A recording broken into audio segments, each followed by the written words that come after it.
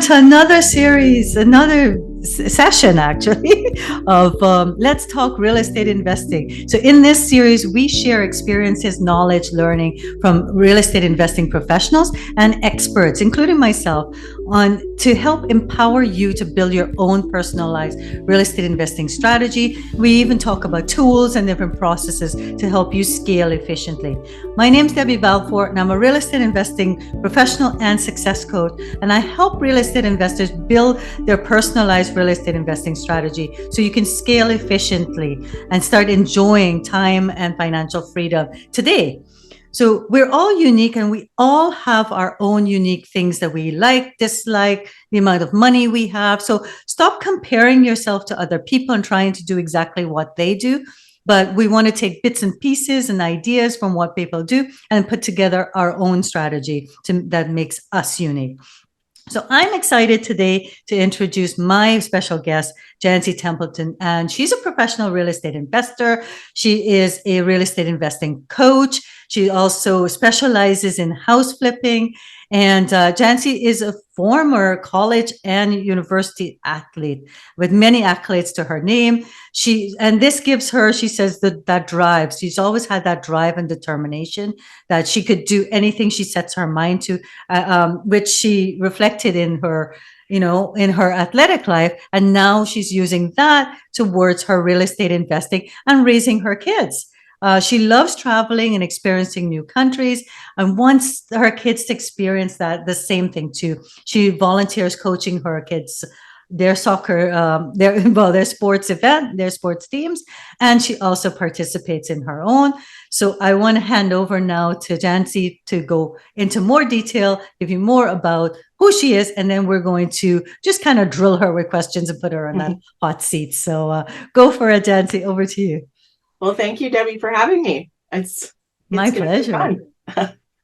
So I guess a little bit about myself. I actually grew up on a farm outside Saskatoon. I now live in Regina, Saskatchewan, and I've been investing in real estate now since 2011. I started in buy and hold real estate thinking I'm going to live off the cash flow and I'm going to make it big. And I had a personal training company, like a fitness company, and I did massage therapy as well. And I was training somebody 5 days a week in the mornings before massage school. And I was thinking like, wow, how does she do this? Like, how can she afford to do this? She traveled all the time, was able to drop her kids off, pick them up from school. And she said, well, I was in real estate. So our sessions we talked about what she did, and I kind of just sat quiet and I would train her. And then a little ad came on Facebook like years and years ago, and like the banner on the side, clicked on it, and I showed up to this little info session, and she showed up there to network. And she said, well, I didn't know you were interested. I said, well, you talk about it all the time and you're a baller, so I want to be like you. She's like, okay, well, this is what I did. And so I went through that education and then realized very quickly I couldn't live off the cash flow. So I needed to start making some bigger money and be able to get bigger deals. And so that's when I decided to transition into flipping. So my husband and I did all of the work ourselves on our very first one, evenings, weekends, in between clients, because my schedule was all over the place. And it was a lot of work. We survived. We didn't kill each other. We actually did work pretty good as a team, but we were definitely burnt out by the end. And then that's when I met Stefan Arnio, and he came in through town and said, look, what you're doing is not sustainable. You want to start a family. He's like, you just created another full-time job for yourself. Congratulations. Do you want me to teach you how to scale this and build it as an actual business? And I was like, yes. So fast forward, that was about 2014. And since then, I was actually pregnant with my first son and went through coaching with him. And then now, 8 years later, I've done 31 flips on my own, general everything from my house. I have really good trades that I've hired, was pregnant again, had my second son. So kids were in the car seat and with me going to Home Depot or a job site or anything. So they're used to it. But yeah, 31 houses over the course of 8 years. So some some months were busy. Like it just would go in waves whenever you get good deals. But that's what I'm doing now and still flipping to this day. That's awesome. Some nuggets right there that you said. It's something that I preach to, is that what Stefan said to you, this isn't sustainable and you don't want another job. And that's the thing. We all get into real estate investing because we want to get out of those jobs. So we have to be careful that we're not, start doing with real estate investing, creating another job, doing things that we don't enjoy, doing things that's going to burn us out. And it's taking us away from the why of real estate investing. And for many of us, it's time. It's to give us back time to spend with those that we love, to travel, to do what we're passionate about. And, real estate investing is, although we are passionate about it and enjoy it, it's not our passion. Our passion is our family. Our passion is the other things we do in life. And it's the venue to get there that we see it's better and more enjoyable than the full-time job. Yeah. But And that's what I tell yeah. my students too. Your why has to be big enough that when things go south, sewer line collapses, furnace fails, like when stuff gets really hard, you have to think, why am I doing this? And is that reason bigger? Because I know a lot of investors that will quit when it gets hard. And it's so unfortunate because then they said, oh, I wish I didn't sell all my portfolio 5 years ago or whatever. Yeah. And I'm like, yeah, I know. I heard that all the time when I first started. And that was the big driving force for me.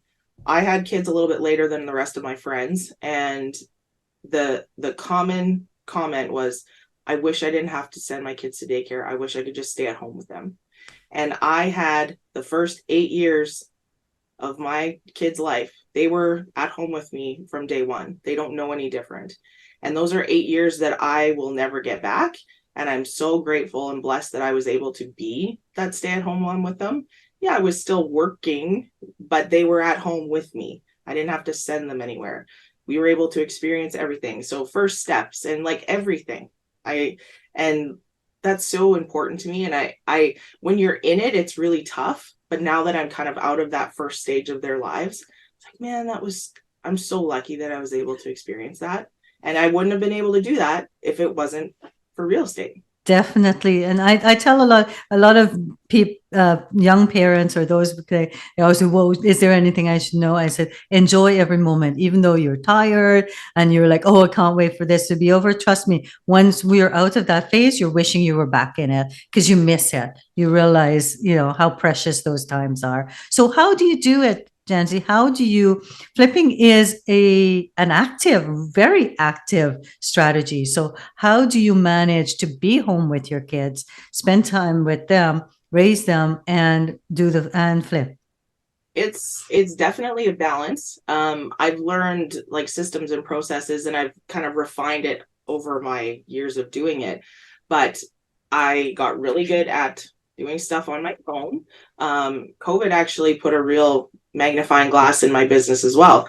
And I was finding, you know what, I'm actually wasting a lot of my time being at the stores or like getting materials for the guys and just going to the job site. Well, now I can't do that. So I started ordering materials online and they would just go pick them up. So I became really, really hands off. And I was like, I could even do more deals with just taking a step back and hiring a bookkeeper, hiring other things and outsourcing other things. And it freed up more of my time. But I would have these pockets of time, and anybody with young kids knows we have breakfast and then playtime and then snack and then possibly nap time. So there'd be these chunks of time.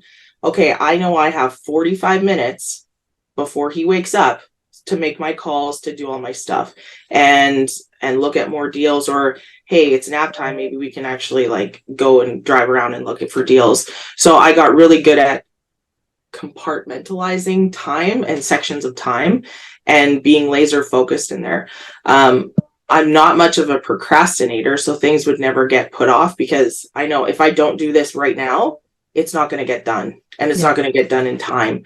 So I would just take the time that I had and was able to make my phone calls, that sort of stuff. It got, and over this transition as well, we didn't just flip all of them. So we had a combination of probably 4 doors when I first started flipping. And then I did a couple wholesale deals, and then I did a couple rent to owns, and then we ended up doing some burrs. So we ended up keeping those properties and keeping them as rentals. And then just in November, I bought my first multifamily, a 17 unit apartment building. So it's not just flipping 100% all the time.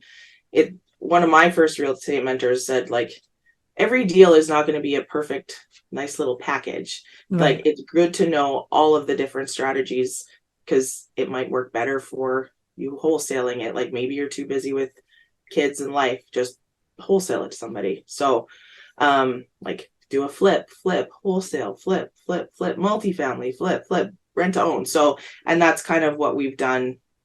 So now we have 27 doors total, and I just am listing a flip tomorrow. We just did the photos yesterday.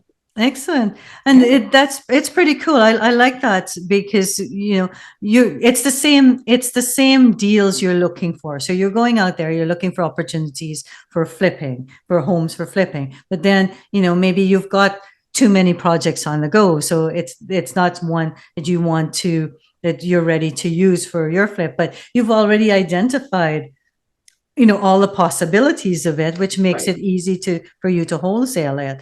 So, Different and exit strategies. yeah, so I think that's important for everyone to think about, is that the resources we have as real estate investors, like what are the different sources of income to other sources of income we can do with that, and that's what your resources is these deals that you're able to find, but then you're able to say, okay, this is a flip, this one I'll wholesale, then this one works really well for a burr. It's the same idea, it's just flipping to yourself. Yep. Yep. Right. Exactly. So yeah, so it's I love that. Why flipping? What appealed to you? Why did you say that's my strategy? That's the one what made you pick flipping? Well, in the beginning, I was scared of flipping. I thought, oh, I'm just going to buy and hold these ones and I'm just going to rent them. And then once I got a taste of it, I found I was always kind of frugal. I always like looking for the deals, like on clothes or whatever. Mhm. And I'm like, now I've just transitioned that into houses.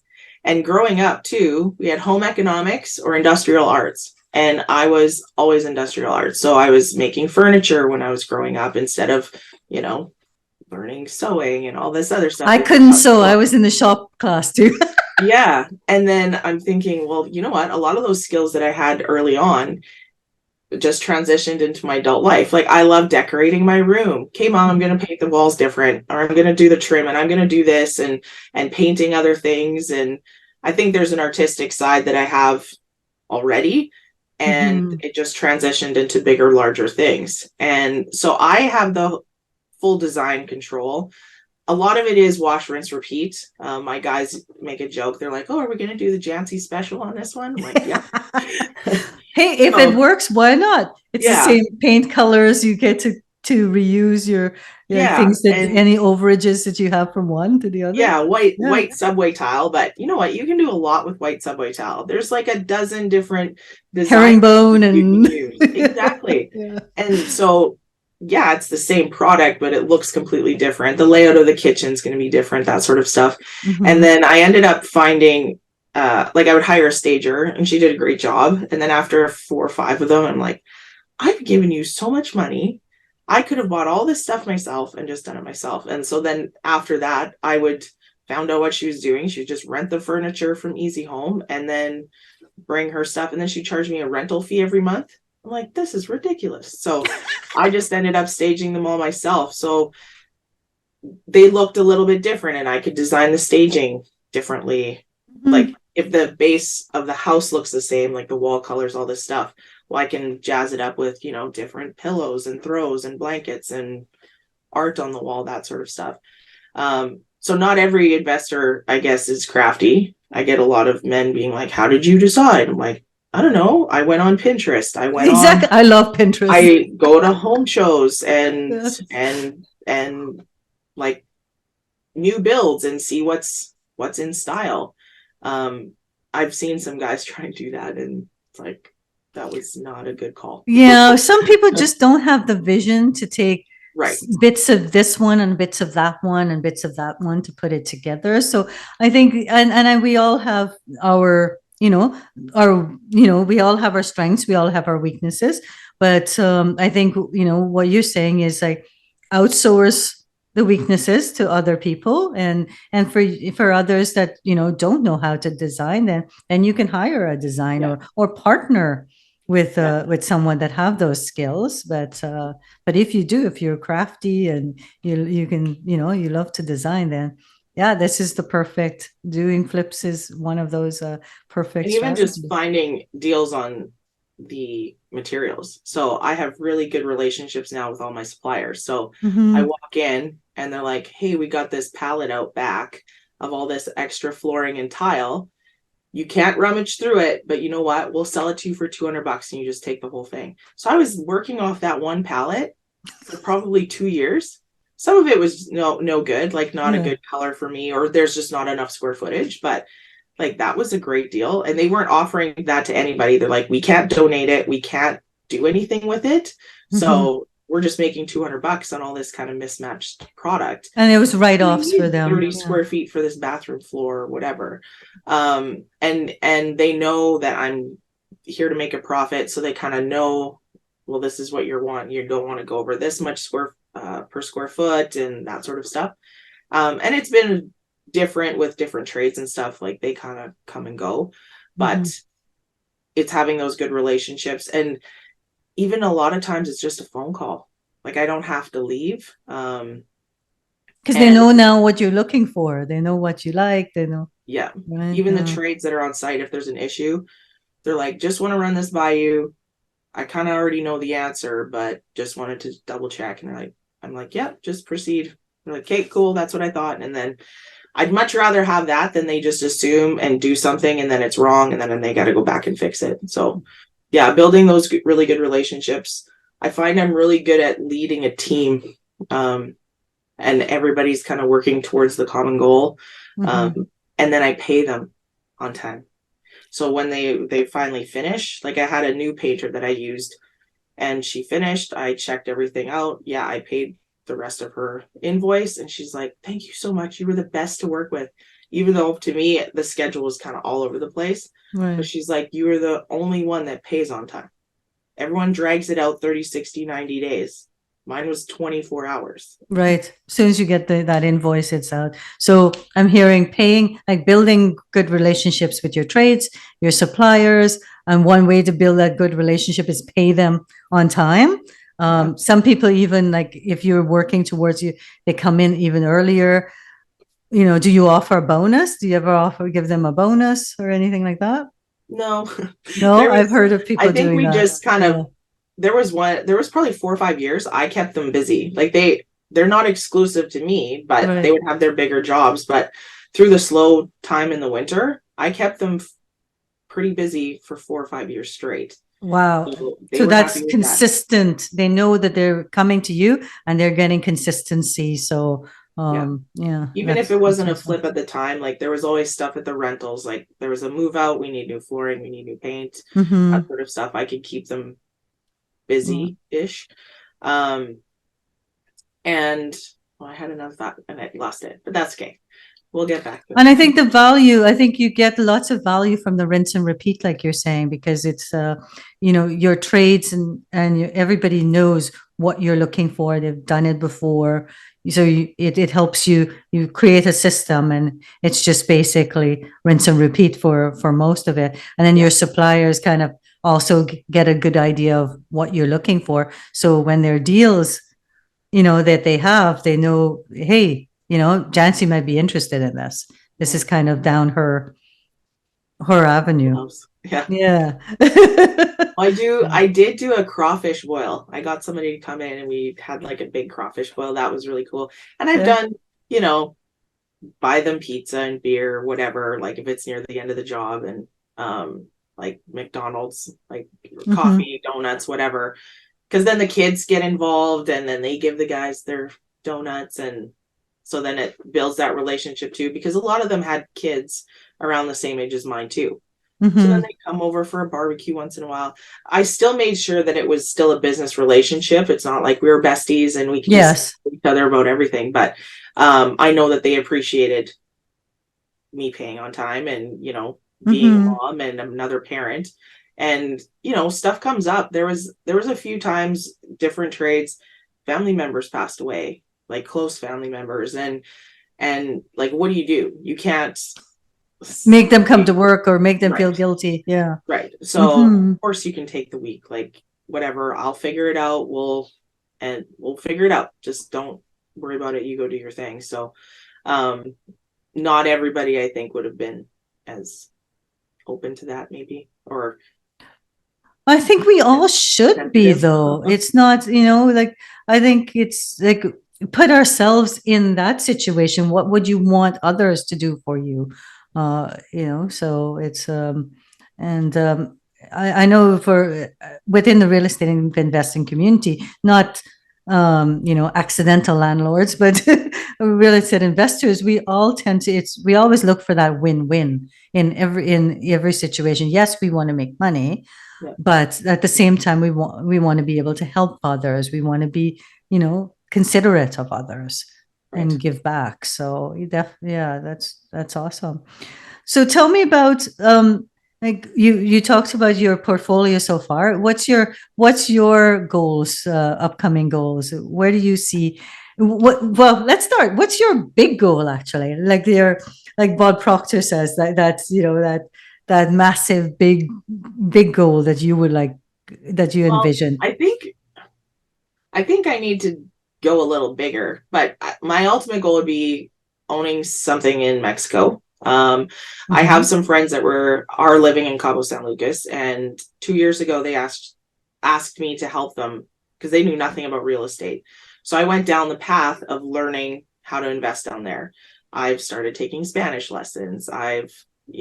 It's but my kids are still quite young. It's not like Mm-hmm. I can just drop everything and go and You do this. go. So that would be more of the long-term stuff. I am on some email lists about certain investments down there and how Canadians can do it. So I've done quite a bit of research, have some really good contacts down there, and that is kind of the ultimate goal. And then just be able to be a snowbird going back and forth.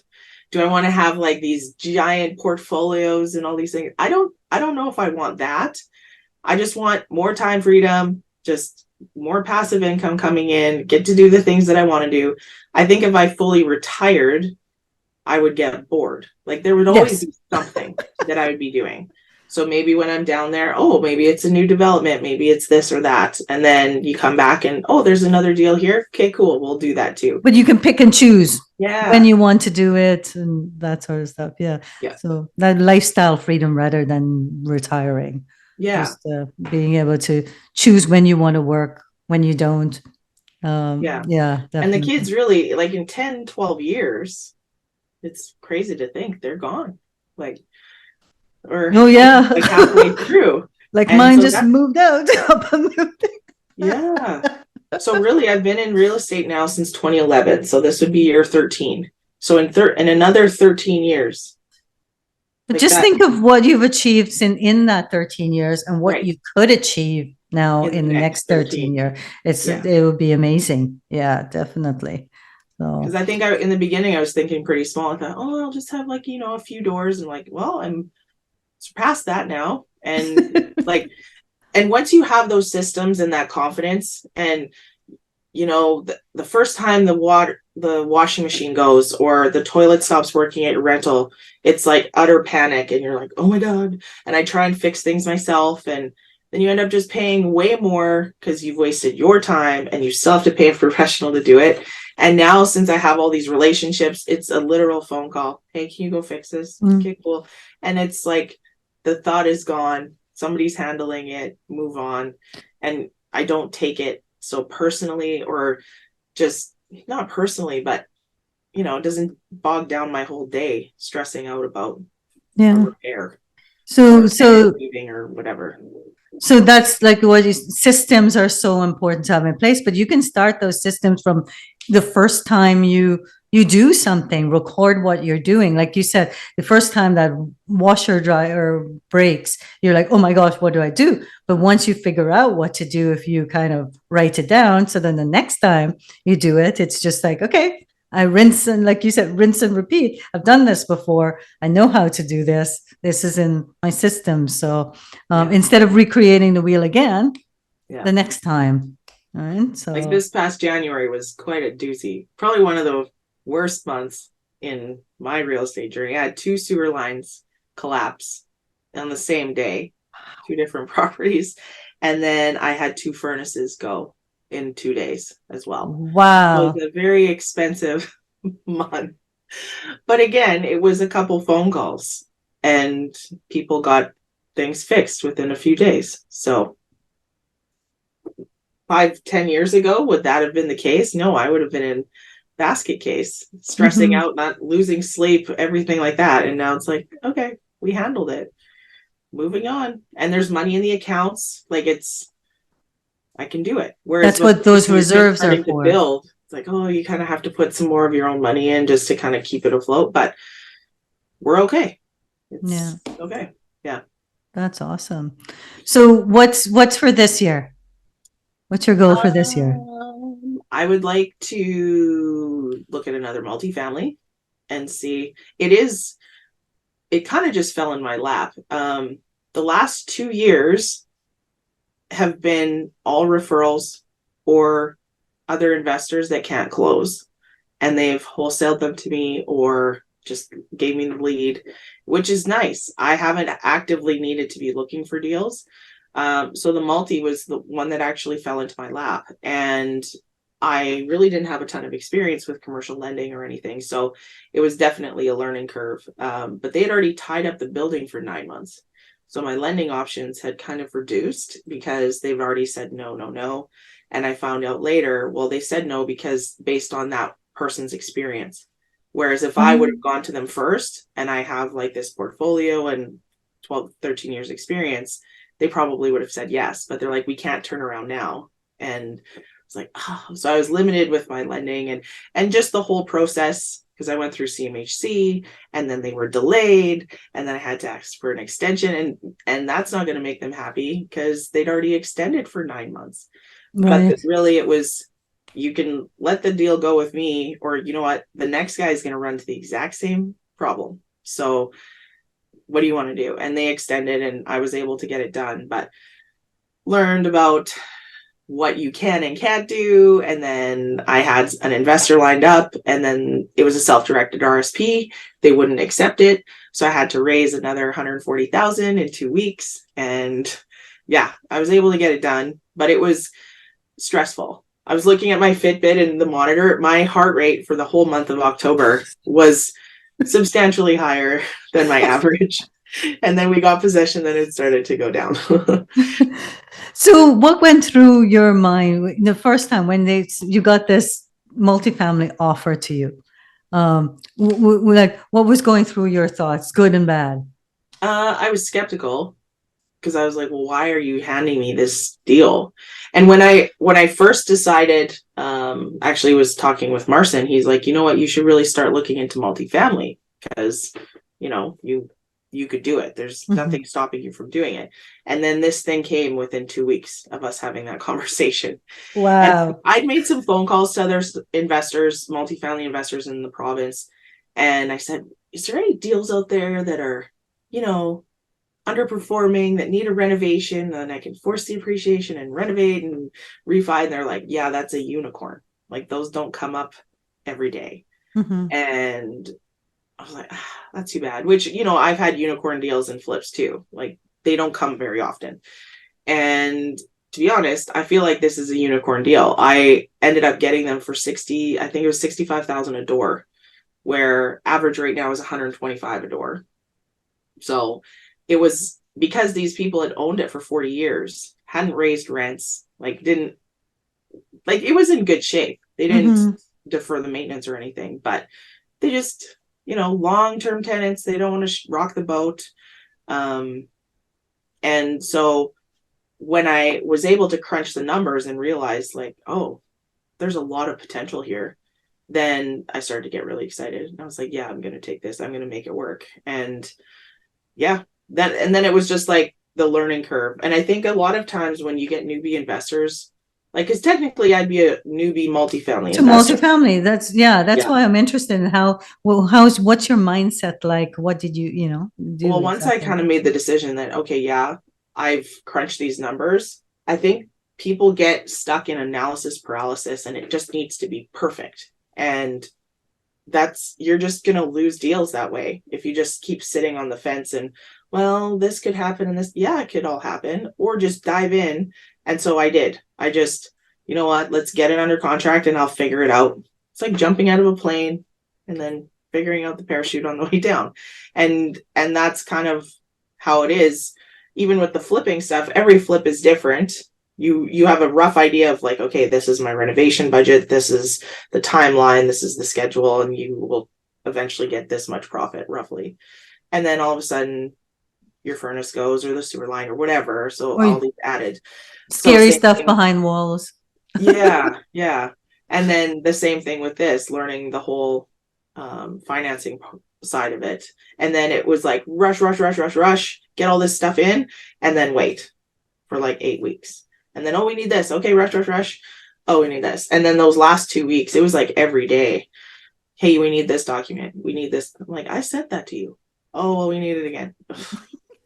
So it was all hands on deck for those last 2 or 3 weeks. I pretty much had to sit near my computer waiting to see what document or what other clarification did they need.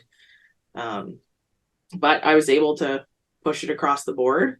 And it did take me a while to really like, oh, I did it. Like, I was able to do it. And I think a lot of times too, we don't sit back and realize how far you've come because you're in it and it's stressful and it goes in waves. Like, especially when you're getting a deal and then nothing happens and then everything happens and then you get stressed out about it. And then when you look back, looking back, I've done 31 flips. We have 27 doors. That's while I've had my 2 kids at home with me. That's amazing. Yeah. But when you're in it, man, sometimes you just think, oh, nobody knows how hard it is. It's so hard. I'm so tired. And then everybody has hard. Everybody's heart is different. And you know what? To me, that was hard, but I survived it. I've lived to tell about it. And it just makes you that much better when stuff comes forward. So if another deal comes up, or now I know how to actively look for proper deals, and all the good deals are private. So Saskatchewan is not a very big province. Relationships, not a very big city. So you know who's got the buildings in town.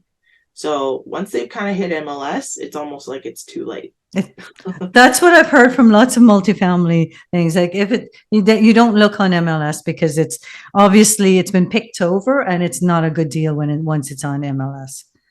Yeah. Or you get these out of province investors where they just want to park their money. It's still reasonably good. Like to us, we all know the ins and outs. Our foundations in the city are not very good, that sort of stuff. But they just want something to put their money into.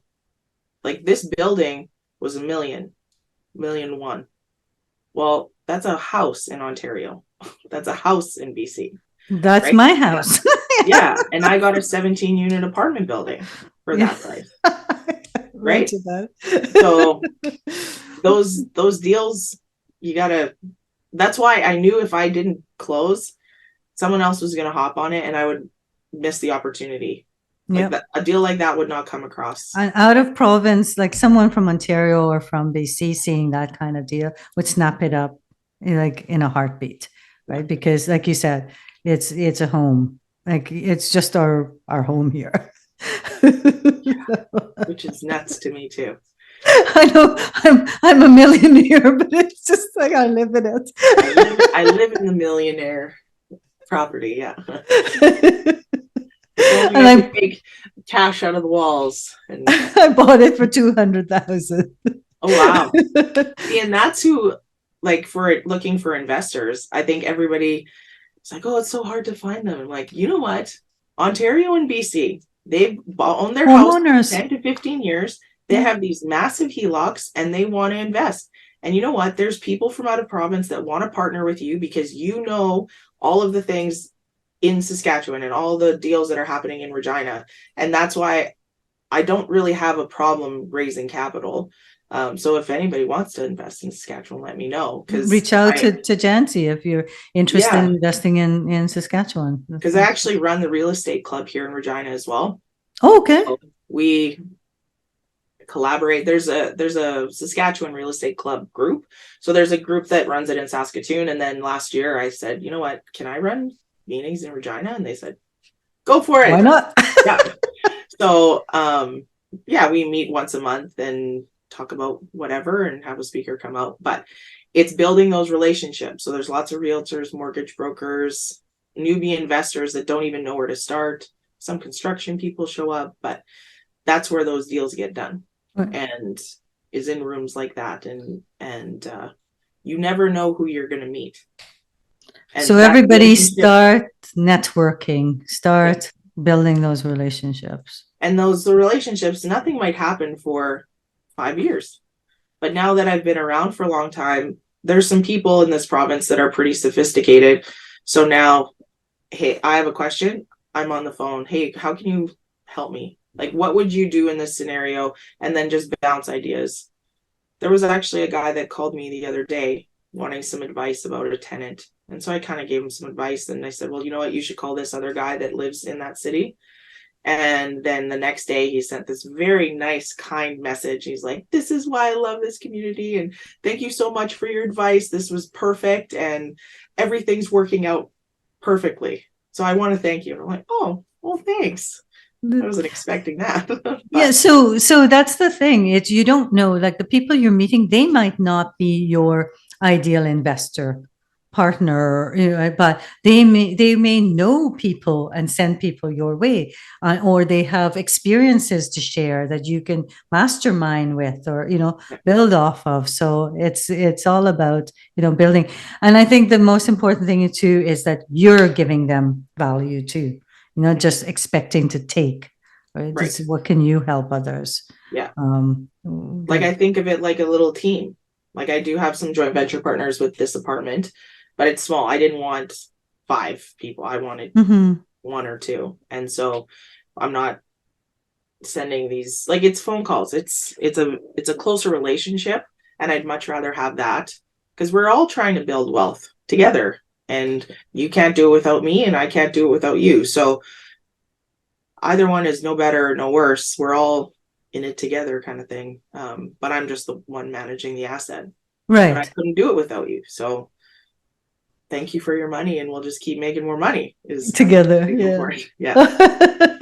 That's awesome. I mean, I love everything you've talked about. So we I thought we were going to talk about flipping, but we've actually talked mindset. We've talked, overcoming fears. I love what you said, like taking that first, that first multifamily was like you as a new investor. And, you could have said, oh no, I've never done multifamily. I don't have the experience. I'm not going to do it. But I don't think theoretically you can never have enough knowledge to start this. You have to actually jump into something and do it and learn as you go. Yeah. Right. And like you said, even the flips, like, okay, you've got, now you've got a system, but not every property is the same challenges that you will experience. So it's still, each time is something, but you learn from it, and you learn from being in it. So that's awesome. And we talked so much about importance of relationships, importance of relationships in your suppliers and your trades and in other investors, and so anyone that's in Regina, if you can share with me like a link of how where your community is, or how they get in touch, how they get in your distribution list or whatever, to know when these meetups are, we'll share that in for sure. Either in the caption or in the comments when posting this video. So come out to Janci's meetup and meet other people and exchange business cards or e-business cards. Yeah. Like, and we're small, which Get is to know fine, but each that's other. why I Yeah. like these podcasts, because then you can actually get, wider reach. And Out of province people wanting to invest in Saskatchewan. I mean, look at that, guys. For people in BC and in, you know, yeah, in Ontario, where like there's no way we would get we're lucky to get a house for 1.1 million. yeah. Well, another thing is, I think a lot of people, we're flat. People drive through. They're like, oh, it's so boring, which, yeah, it is. But you know what? We have so much industry, like more than Alberta. So we have potash, we have oil and gas, we have agriculture. We are the largest pulse producers in the world, pulses being lentils. And we feed China and India. And we have diamonds, we have everything. And so we aren't just a one trick pony. There's lots of industry coming in. There's lots of international interest into our province. There's a new canola crushing plant that's happening right now. We are the biggest producers or exporters of canola and canola oil and all of that too. So there's so much going on, and it is a great place to invest. Yes, we're cold, but you don't have to live here. Exactly. You can invest here, and there's a lot going on. And if one industry starts to take a dip, usually another one starts to pick up. So I think a lot of people across Canada don't know what we have here. It's kind of like a secret, I guess, but maybe we don't promote ourselves enough. But I don't think you do. I think it's, Saskatchewan's just thought of, like you said, this boring place, but boring is good when it's money.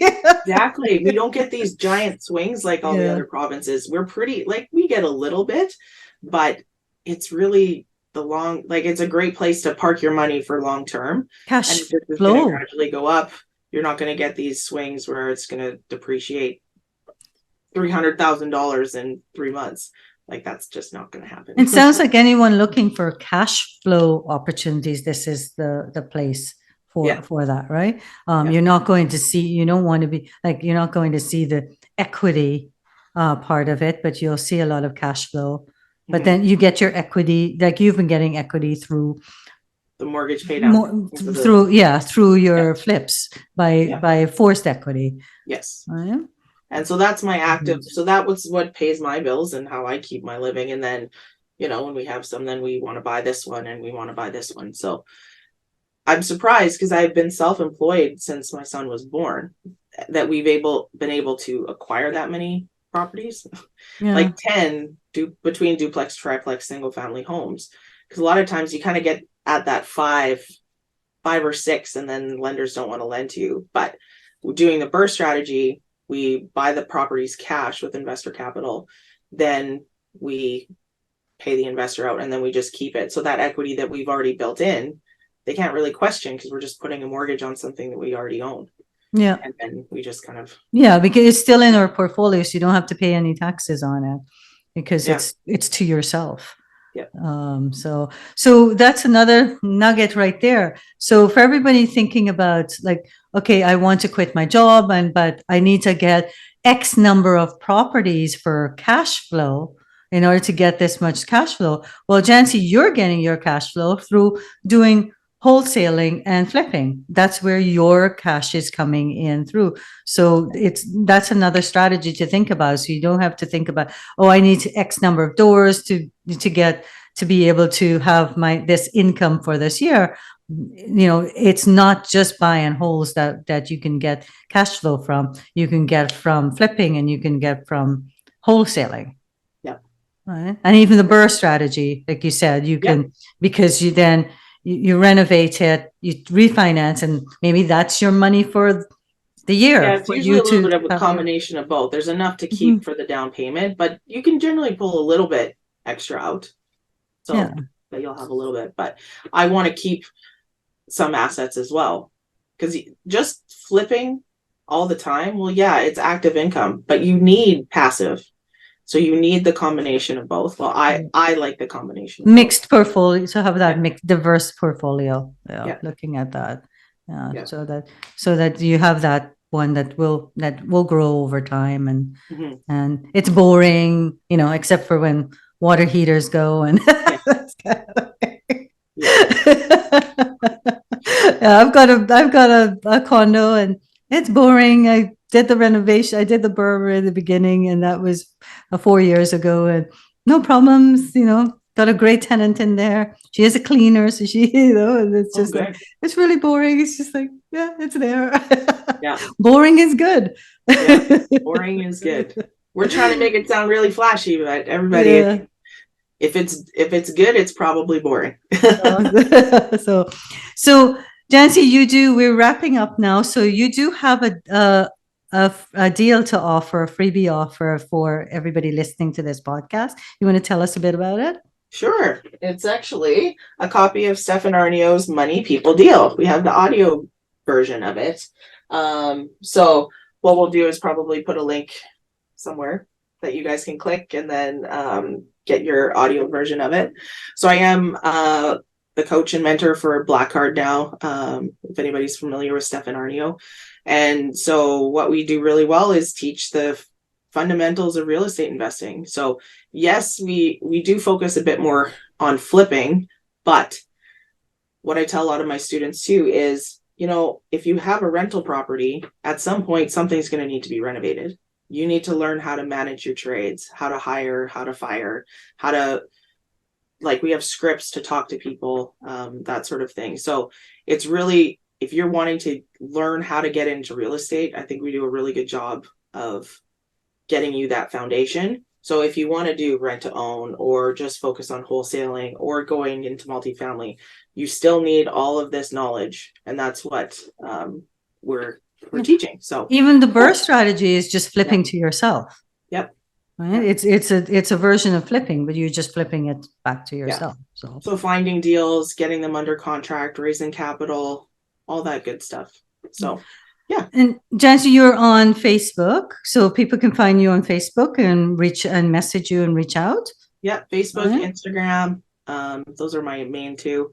It's just at Janci Templeman for Instagram and just my name as well for Facebook. My company is Walker Wakefield Solutions Inc. But again, it's all posted on the same things.